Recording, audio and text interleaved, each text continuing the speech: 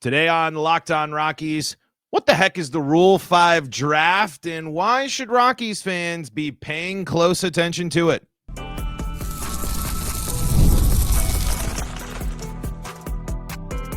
You are Locked On Rockies, your daily Colorado Rockies podcast. Part of the Locked On Podcast Network, your team every day.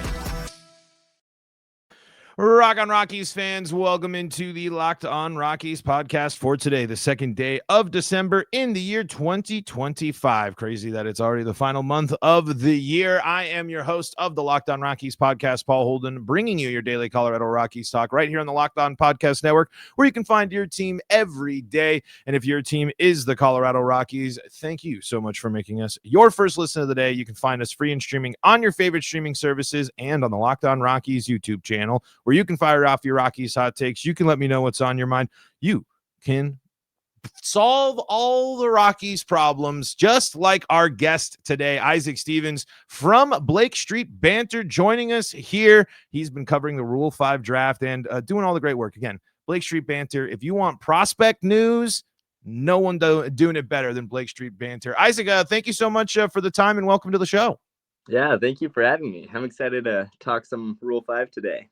Excellent. We're going to dive into the Rule 5 draft, learn about that, learn why it's important for you to pay attention to the Rule 5 draft and more, all on today's episode. But before we go any further, today's episode is brought to you by FanDuel. Right now, new customers can bet just $5. And if your bet wins, you'll get $300 in bonus bets to use across the app. Download the app today. All right, Isaac, first things first, this is actually our first time chatting, so let's get the introduction here. Who are you? What do you do? Why are you so obsessed about Rockies prospects? Yeah, I became a Rockies fan in 2017, the first year that they made the playoffs, and then I enjoyed 2 years of really good Rockies baseball. Since then, it hasn't been great.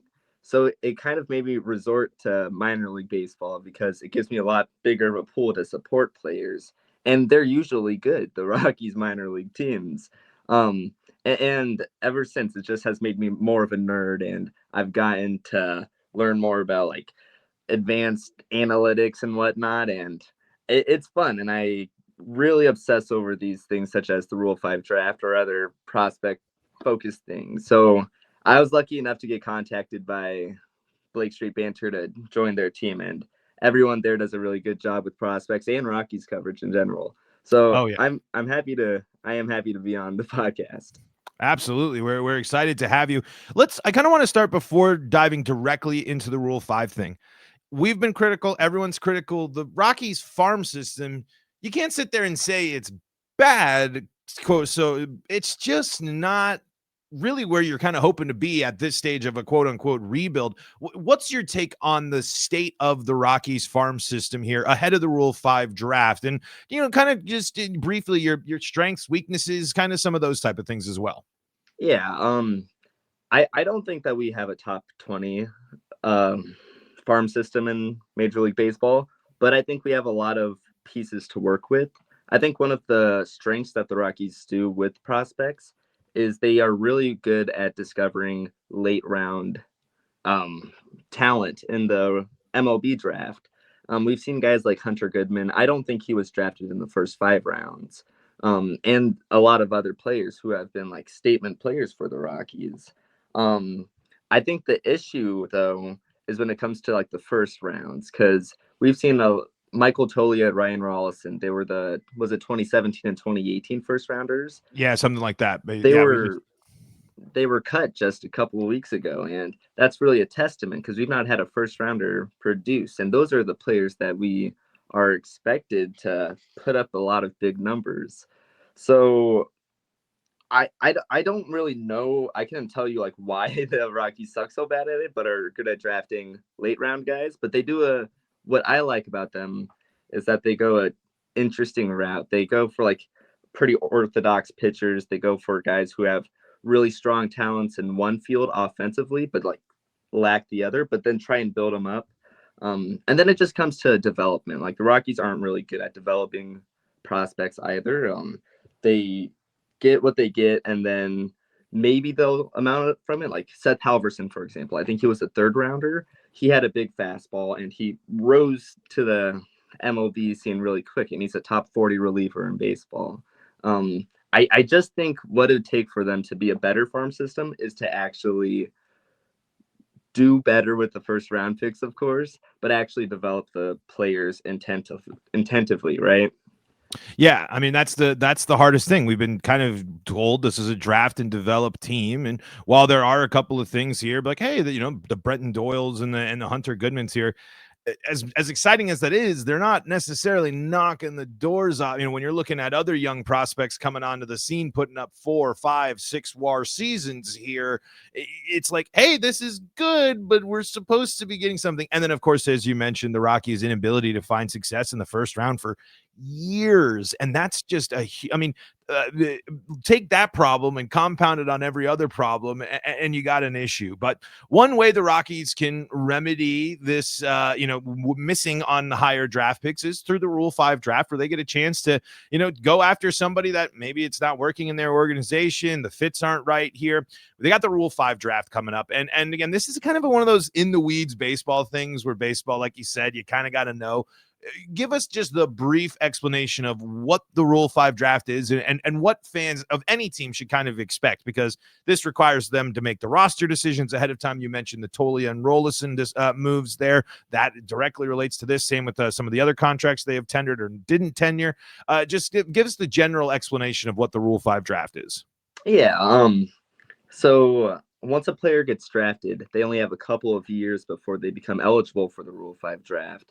And it's the same for like international players when they're signed. They have X amount of years before they become eligible. And what that means is that they either have to be added to the 40-man roster, and then if they are added, they are protected from the Rule 5.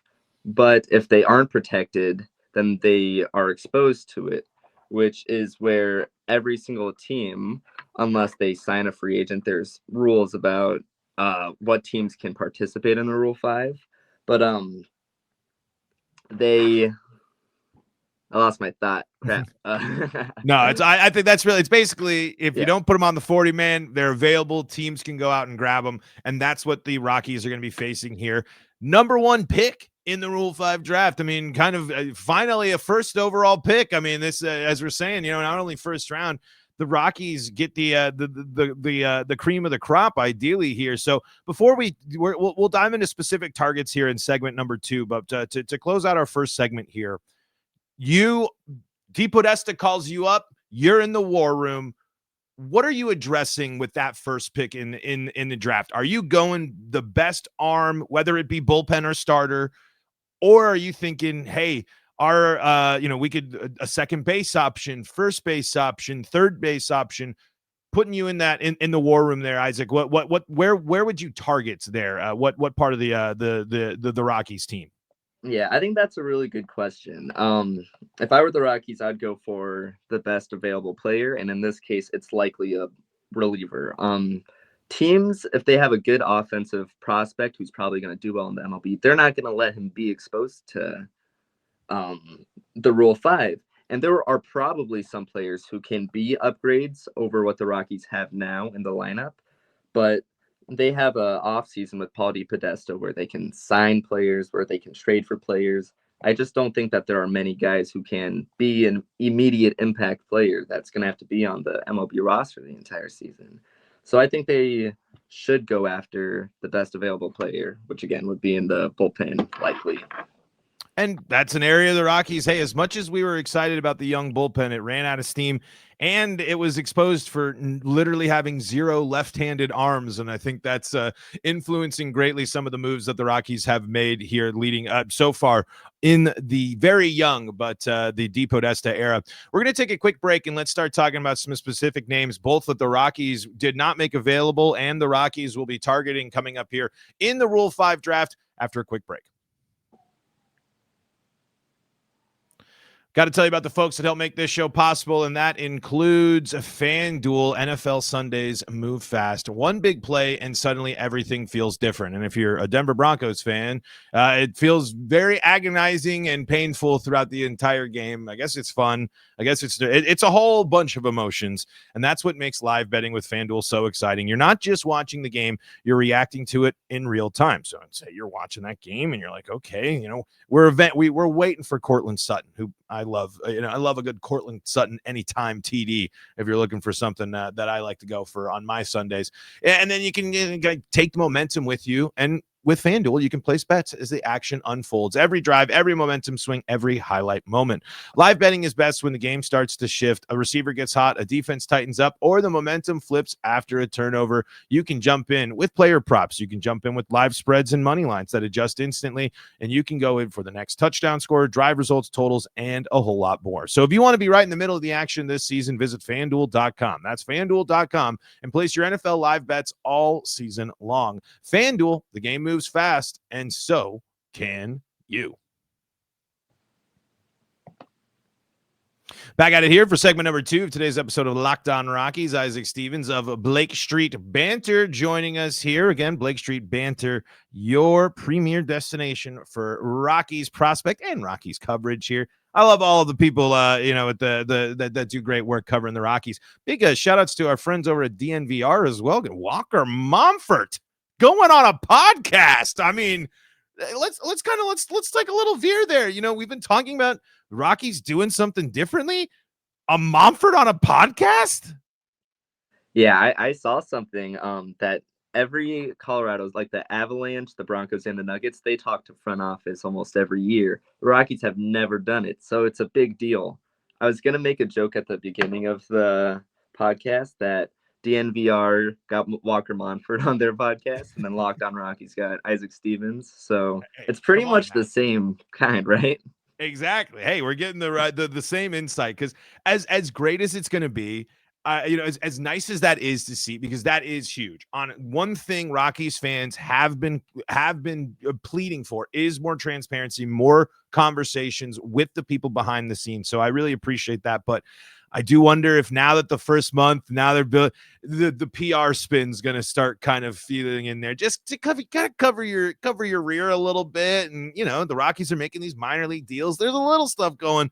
We got a lot of work to do to kind of convince people that the Rockies are going to be an exciting watch coming up in 2026. But let's shift our focus back to our main topic here, the Rule 5 draft. And you said best player available is a bullpen option. Who is it? What should we know about him? And do you like what the profile would bring to the Rockies? Yeah, I think there are two guys that I'm going to look out for in the Rule 5. The first one being Evan Reifert, who is a part of the Rays organization. I'm going to fact check that just real quick. Yeah, part of the Rays organization. They are really good at developing players. They are just unique. They go a unique way about it. And what I like about Evan Reifert is that he throws a really good slider 59% of the time. And something that works well with pitchers, like an ideology that we all should have, is ground balls prevent home runs and extra base hits. Evan Reifert's slider gets a lot of negative induced vertical break. So like what that means is that a ball thrown normally with no spin at all is going to be impacted by gravity, as we would expect. But his slider tumbles down a lot. It has a lot of spin on it, making it go down, and it would induce a lot of ground balls. It had a really high strikeout percentage as well. He struck out 40% of AAA batters in 2025. It was good for a 2.48 ERA.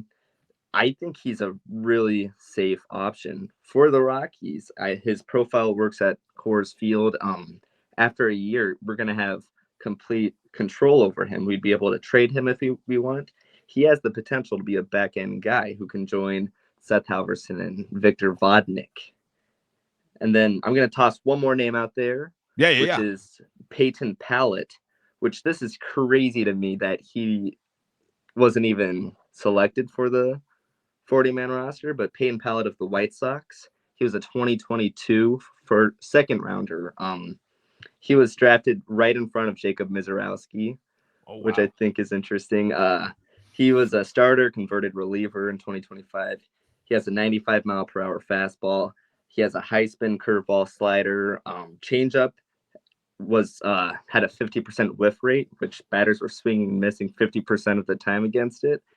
The only issue with that profile is that those are 4 MLB pitches. He was walking 11% of batters, which that's not great necessarily, but it can definitely improve. I don't really know where the White Sox are going, but Peyton Pallett is going to be selected in the Rule 5. And I wouldn't be surprised if he's the Rockies' #1 guy. Both good options. You mentioned guys that got spin, that spin. Is that something, altitude might be something that impacts these guys? We hear that a lot, obviously, right? Not being able to get the movement on the pitches, not being able to locate the same ways. 11% walk rate, it is something you kind of whimsy, because we know that's what gets the Rockies in trouble, is those free passes, especially late in games. Are there some park factors that we should maybe consider when it comes to these guys? I like the number. I mean, especially at the AAA level. I mean, that if you're doing that at AAA, you deserve a shot at the just to see how you handle the big leagues. Because if you can handle that AAA pitching that successfully, you got a shot at breaking into the league, certainly. Yeah, I think the second guy I optioned, Peyton Pallett, he's going to be impacted pretty hard by Coors Field. He's pretty reliant on his curveball, and I think they get 20% less spin from no elevation to Coors Field, 5,000 something feet in the air. Crazy. So his curveball would move quite a bit less, and it wouldn't work out as good as I think, but his overall package would be well. But with the first guy, Evan Reifert, like I said, with his slider that gets a lot of drop on it, it's going to get dropped regardless if it's impacted by Colorado. And that's why a lot of sliders do really well in Coors Field. Think of Tyler Kinley on a good stretch. His slider got a lot of drop on it, got a lot of ground balls, and saw good results when he was on. And I think Evan Reifert could be a pretty similar comparison to Tyler Kinley. And I mean, if you get that picked up in a Rule 5 draft, that's a situation where it's great. I mean, the Rockies are not fixing themselves through this draft. This is just kind of one of those options where we were kind of talking about the Rockies have been making minor league moves, lower level moves. They just made I think they signed an infielder and another bullpen option earlier before recording this. I didn't get all the details jumping in, so maybe something I'll touch base. But they're doing these lower level moves here, so this is kind of a move that is it on par with these moves, or would you say maybe it's got a little bit more? Because I mean, these are. It sounds like they could kind of fill the void that maybe a Justin Lawrence on a good day left for the Rockies, someone that could maybe be a 7th, 8th inning type of guy for Victor Vodnik and Halverson there to come slam the door. Yeah, the players that are selected in the Rule 5, they have to be on the MLB roster the entire season. So that's going to be a much more immediate impact than Nicky Lopez and John Brevia, which are the 2 players the Rockies signed earlier today. I think I wouldn't get hopes up because there's a reason why they weren't selected initially. Right. But they can be players that can be impactful, especially for a team like the Rockies, who are just coming off a 119 loss season.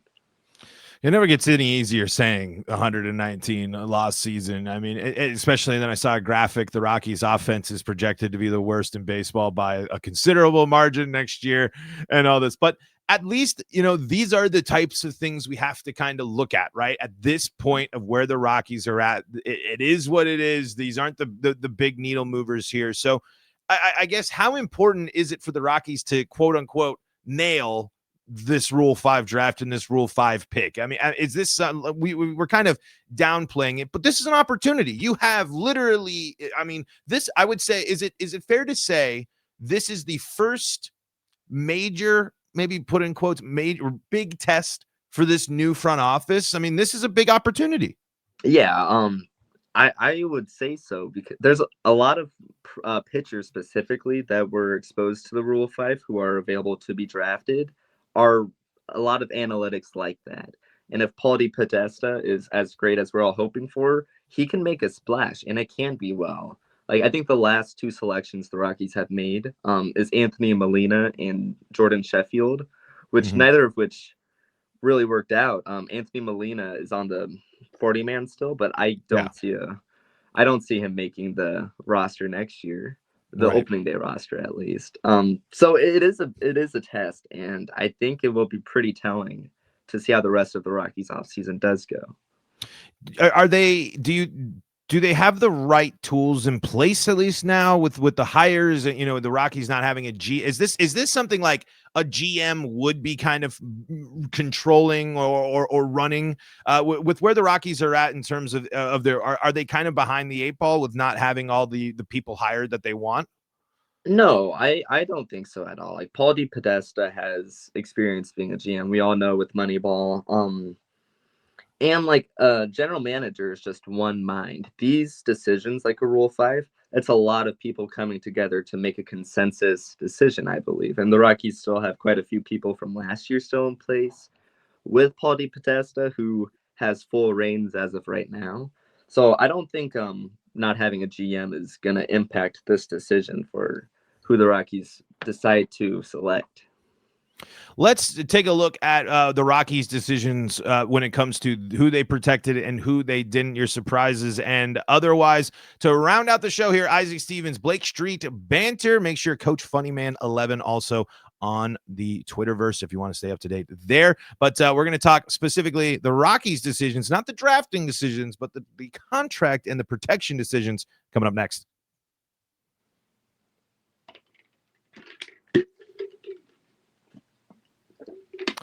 Isaac here, Isaac Stevens of Blake Street Banter joining us here, segment number 3 of today's episode of Locked On Rockies. Isaac, before we go back to our Rule 5 conversation, just give me your takeaways from the young Rockies of 2015. Record, stunk, all that stuff. Obviously, the negative, there's and please don't shy away from your concerns here. The Rockies did go young. The one thing the Rockies have had a habit of doing is blocking their prospects from getting playing time. This year was different where the Rockies, for the most part, Orlando Arcia, Kyle Farmer ended up getting a lot of playing time, but there were injuries and stuff that happened. So what were some of your takeaways from some of the guys? Your Jordan Beck, so your Hunter Goodmans, just some of the young guys that you saw. What stood out? What worries you? What excited you? Yeah, I think guys like Jordan Beck and Hunter Goodman being able to get an opportunity is why they excelled in the way they did. Jordan Beck struggled in the second half, but the first half, he was an above average hitter. He was doing better than a lot of MLB players were. So that was a really encouraging sign. And Hunter Goodman had a 30 home run season for a catcher, best season in Rockies history for a catcher. So they were both really good to see. But I think the issue lies is the Rockies AAA team had pretty weak depth going into 2025. And so when the Rockies did decide to play the younger players, they just weren't great. I'm going to pick on Warming Bernabel. I really enjoy Warming Bernabel. I've been following him for a lot of years now, but he just wasn't an MLB ready player. He didn't have a good plate. He didn't have an approach at the plate. He lacked discipline. He just swung at everything. And we saw a really good week from him. But then we saw one of the worst stretches from him. And that is pretty on par with a couple of other guys who were given a shot. And I'm not going to blame it on any players. I'm going to blame it on the Rockies front office. Like, as I was saying earlier, with development, it is crucial to develop your draft picks, your international signings. And it was kind of a testament that the Rockies did not, because players who were performing below average in AAA standards, they're not going to be ready for the MLB.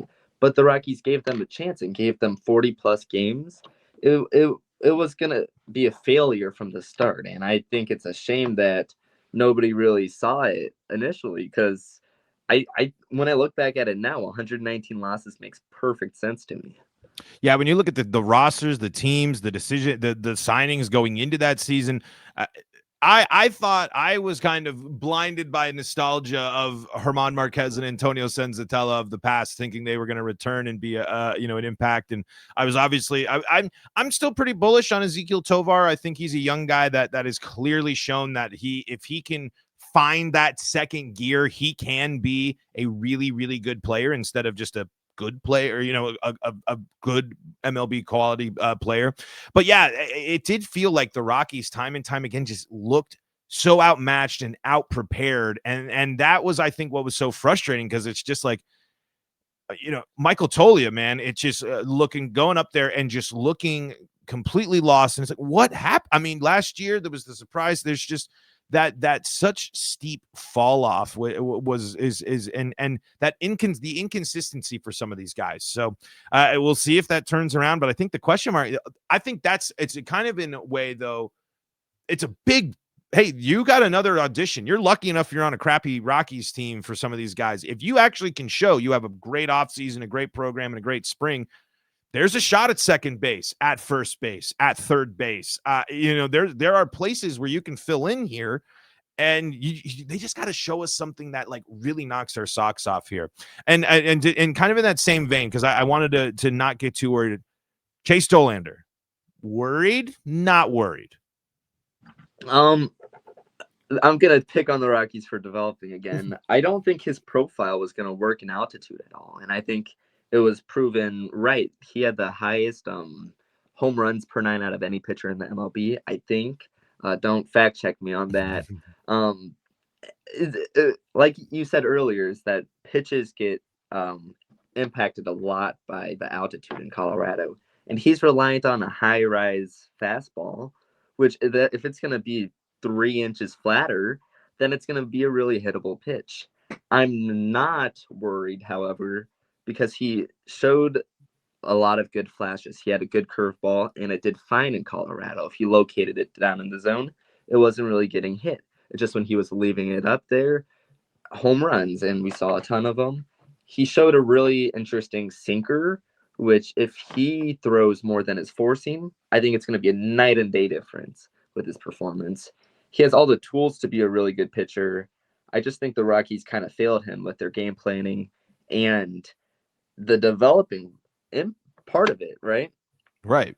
The game plan's huge, and again, that's why the Rockies had to clean house when it came to coaching staff. Schaefer was one thing, I mean, but you couldn't keep going down the path you were going with the path of the approach, both on offense and defense here. Almost out of time here, Isaac. Just real quick, we've been talking a lot of Rule 5 draft. Anything that surprised you about the Rockies, who made the 40-man roster, who the Rockies left unprotected? Anything stick out to you about those decisions? Not really. I was looking forward to see if Gabriel Hughes was going to be selected. He had a down year in AAA. I would have thought that he would have been passed through the Rule 5, but the Rockies played it safe. They protected him. It's not really a surprise.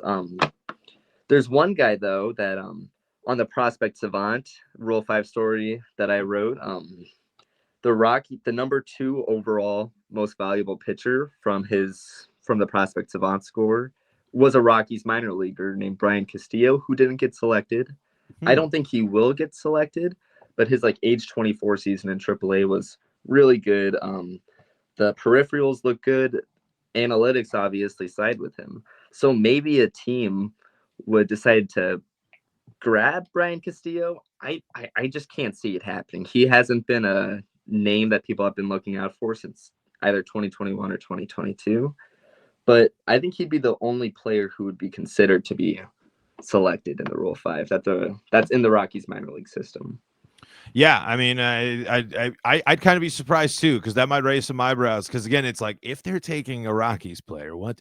It's got Dodgers written all over it. Just Dodgers prize someone from the Rockies in Rule 5, and 2 years later, pitching on Game 7 of the World Series or something like that. But Isaac, love the insight here. Thank you so much for joining us here. Where can people go to support your work and what you do? You just mentioned, of course, not just Blake Street Banter, right in there for Prospect Savant. Where can people go to support your work? Yeah, on X, my username is Coach Funnyman11. Sometimes I make tweets with my thoughts. Sometimes I break down some players that I find interesting. But aside from that, you can find my articles, as you said, Blake Street Banter. Sometimes I write for Prospect Savant. So if you want more in-depth looks where I use analytically driven approaches, I would go there. But that's where you can find me. Love it. Isaac, thank you again so much for your time. Give me, before we go, the way too early prospect to watch in spring training. Who's going to be the Hunter Goodman that says, hey, I'm taking this spot and you ain't getting it back in spring this year? Oh, that's a tough question. I'm gonna go with the reliever. I think Wellington Herrera, who was just added to the 40-man. I think he's gonna do really good. I think he'll make the team out of spring training. I think he has the stuff to be a top 30 reliever in baseball. So I think he could be a closer by the end of the year. I think that's gonna be my Locked On Rockies bold take. I love it. I love it. We'll have to check back in, and we'll check back in with you here as the Rockies offseason continues. Isaac, thank you again so much for the time, and thank you all for making Locked On Rockies your first listen of the day. For your second listen, go check out Locked On MLB and Locked On MLB Game Night. We also got you covered with Locked On Broncos, Avalanche, Nuggets, and Buffs, all free and streaming on your favorite streaming services, and the Locked On Rockies and Locked On Colorado Sports YouTube channels. Until next time, I'm Paul Holden saying so long from the Locked On Rockies podcast.